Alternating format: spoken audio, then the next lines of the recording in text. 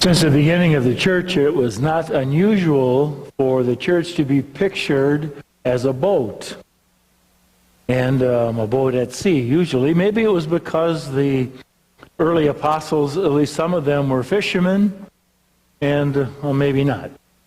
But you might have heard the phrase, the bark of Peter. Anybody ever heard that phrase? It's a phrase that's often used. It's the word bark is spelled B-A-R-Q-U-E. And it means a certain kind of a ship of 3 sails. And usually when the ship was pictured, it was pictured in the midst of a storm. The church, the ship, is in a storm. We heard that today in the gospel, that they were in such a storm on this lake that came up suddenly that the waves were coming over the boat and they thought they were going to be swamped and drowned. And Jesus is asleep in the stern on a cushion. What's that about? More about that later. But we know something about that, don't we? About the ship of the church in our local archdiocese being in a storm. We've known about that for several years now.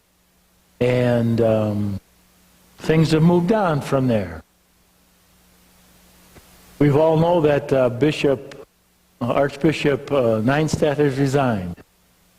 Whether you like him or not, or someplace in between, he has resigned, and some people are happy about it, and some people are sad about it, and some people are both happy and sad. And even in the midst of that, we still have our questions, such as, well, what's going to happen with the bankruptcy stuff now, or who will be the new archbishop, and where will we go? What does this mean for us as a local church? And many more questions. Some of them are addressed in an insert in your bulletin. But there we are. We've got some questions about what all is happening in the church and where are we going. Well, we know that we have to turn the page. The page, in fact, has been turned. That chapter of Archbishop Neinstadt's leadership is over, no matter what we think about it. It's over.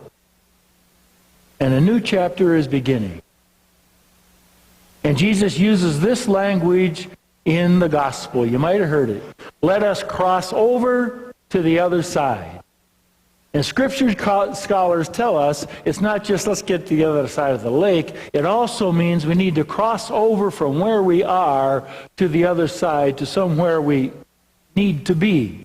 To cross over from their fear and their doubt, to cross over to faith. That's why he said to them, why did you doubt? I'm here all the time. And is Jesus asleep right now in our church? Well, I would say no. Because things are moving on. We are beginning a new chapter. And where it goes, we don't know. But we need to go there in faith. To cross over from where we are, from whatever feelings we have, to what we can be as a church. And God can still do many good things in this church, in us, the church. And as it said in that second reading, it said, the old things have passed away. Behold, new things have come. God is doing more in our lives, in the church, than we can ever know. And we have some evidence of that right now. Change of leadership that's coming and where we're going to move. What happens, what about this personally? What happens in an institutional level also happens in our own lives, doesn't it? We all end up with our own storms that we have to deal with. Some of them we bring on ourselves by dumb things we do. Some of the things happen to us. Some of the things of the storms come up because what our loved ones do and the big storms and the waves that it causes us that they do, or something that happens to them too. And we want it to go away. And we say things like, well, if only I hadn't done something. If this hadn't happened. Well, the truth of the matter, whatever it is, it did happen.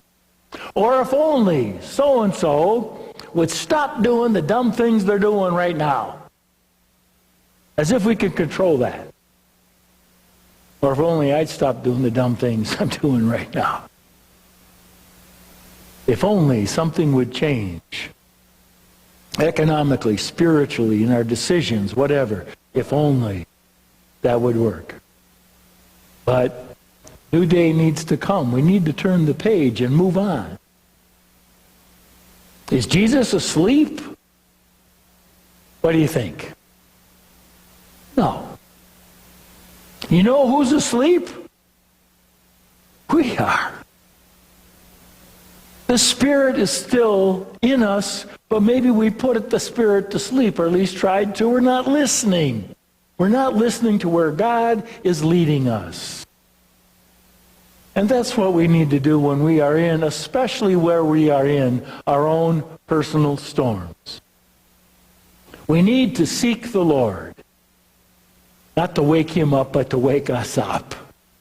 And the Spirit is alive in us still and can lead us to where we need to go by listening to us, like listening to an inner voice. What does the inner voice say? Sometimes we just don't want to hear it because it's not as much fun, we think, or whatever reason. But the inner voice is still there. And the God is still alive and awake and moves us on beyond where we are now. And as it said in that second reading, old things have passed away. We can't go back to where we were. We're into a new age. And behold, new things have come. And they come in God. They come through our faith. And that's where we need to seek. Transitions happen in life. We can wish they wouldn't. But people grow up. People leave home. Things happen to us. We make choices that end up not being so good. Things happen in life. We grow older. Somebody dies. Transitions happen. There's nothing we can do about it. What we can do is to cross over from doubt and fear to faith. What we can do is cross over to God. And especially, all the time, but especially when there are storms in life, the best thing we can do is to focus on God and not on the storm. And that will help to calm the storm inside.